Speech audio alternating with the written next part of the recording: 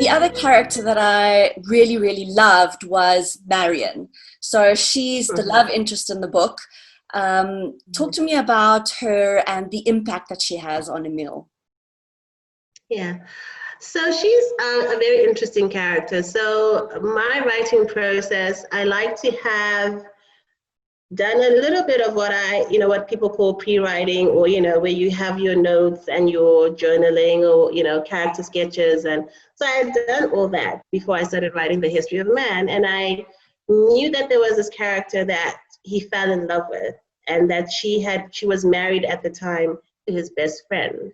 So he was going to fall in love with his best friend's wife. I had absolutely no idea what she looked like, the kind of impact she would have on his life. And so what I found very interesting and very fulfilling as a writer was that as I was writing the story, that's when Marion came to life. So she didn't exist as a character sketch before, not in the way that she became a character. And so that moment in the novel when Emil first sees her is also the first moment I, as a writer, am getting to understand who this person is and writing them onto the page. And so I think that was also another interesting point of similarity between me, the writer, and Emil Coetzee, the character, because we were both sort of like, meeting this person for the first time, and she was having this profound effect on both of us, because she is a very strong character and she leaves a lasting impression. And so I really like that. And I think that if I had known where she was going to go, because her character goes through a very interesting, I don't want to give too much away, but she goes through a very interesting journey herself throughout the novel. If I had known, I think, where she was going to go, where her story was going to go from the very beginning, I think as a writer, my writerly instinct would have been to actually try and foreground or foreshadow too much of that, so that the reader is not taken too much by surprise. I think it actually worked very well for me to actually be discovering a lot about her as I was writing about her. And I think it works very well for the story, because I think that element of surprise is kind of necessary. So I think it was good that I could actually just let the surprise that I was going through be part of the reader's experience when they read the book as well. Yes. Like the theory of flight, the history of man is set in an unnamed country, although I suppose it's quite obvious that it draws from Rhodesia's history. Why did you choose not to name the country that the books are set in?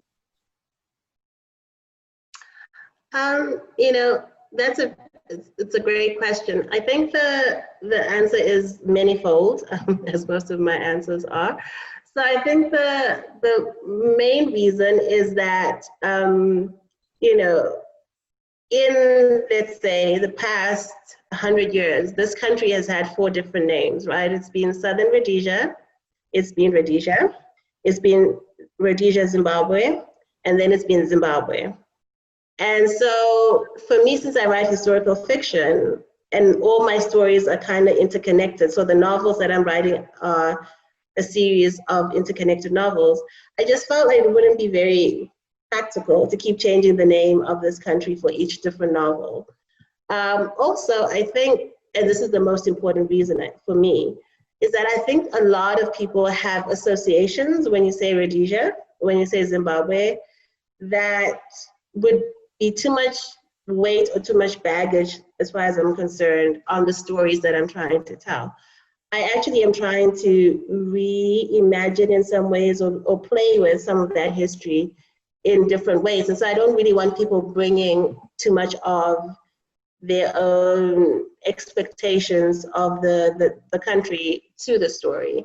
And I think it's actually another reason is that it's good to have that kind of ambiguity, because it's a story that then can be set anywhere, that can travel, that is not so much about the place that it's set in, even though it is extremely about the place that it's set in, because that history is important, but it's also a story that can just be really about, colonialism, without it being about colonialism in a particular country. Because I think that kind of colonialism and that kind of post-colonial, when we talk about the theory of flight, that kind of post-colonial malady, or whatever you want to call it, is something that most post-colonial countries feel.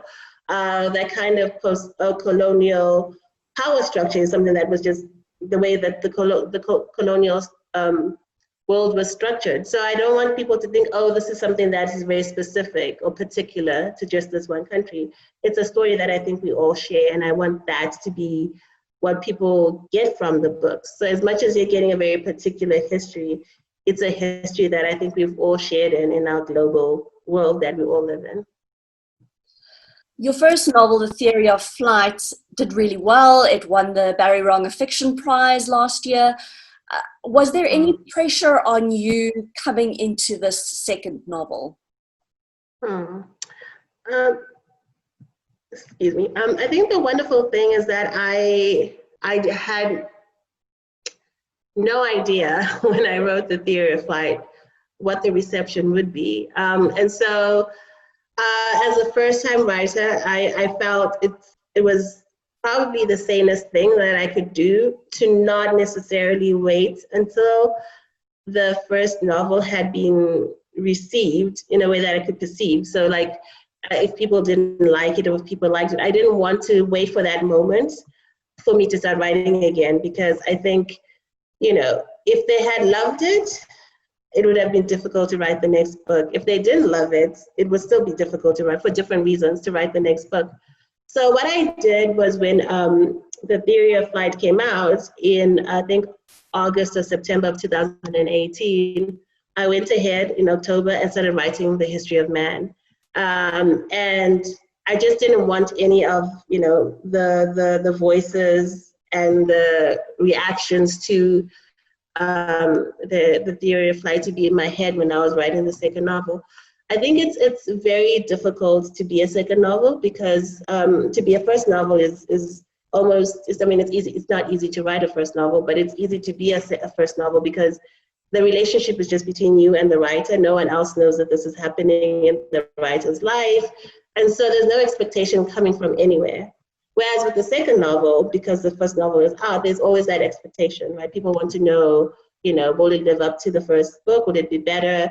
And so that puts a lot of weight, I think, on writers. And I didn't want to go through that pressure or have that weight on me as I was writing the second novel. So I think what I did, which was the sanest thing, I didn't know at the time that it would, you know, be the best thing that I could do, was just start writing before I had heard any feedback back about The Theory of Flight. So that by the time I was getting nominated for the Barry Ronge long listed, I had already finished writing The History of Man, and it was already, I think, at Penguin at the time. So I could then just enjoy the journey that The Theory of Flight was taking, without thinking, oh my gosh, what does this mean for me as a writer going forward, because I had already written the second book. So I think, you know, I dodged that second novel dilemma that a lot of people have, because I just wrote as soon after the first one as I could. So yeah, I was very lucky in that way.